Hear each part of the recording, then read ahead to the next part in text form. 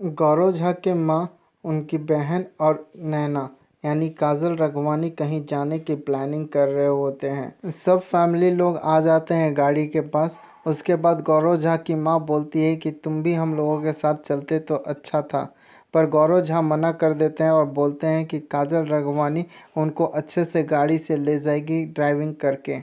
ये सुनते ही सब लोग गाड़ी में बैठ जाते हैं। उसके बाद काजल रघवानी गाड़ी चलाकर वहां से चली जाती है और गौरव झा अपने काम पर चले जाते हैं। काजल रघवानी फुल फैमिली के साथ गाड़ी चलाकर जा ही रही होती है कि अचानक उनका एक्सीडेंट हो जाता है।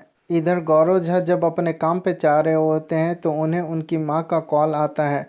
कॉल पे माँ बताती है कि काजल रघवानी का एक्सीडेंट हो चुका है और बहुत गंभीर हालत हो चुकी है। ये सुनते ही गौरव झा को झटका लगता है और वो गाड़ी तुरंत रोक देते हैं। तुरंत गाड़ी घुमाकर गौरव झा हॉस्पिटल पहुंच जाते हैं दौड़ते दौड़ते।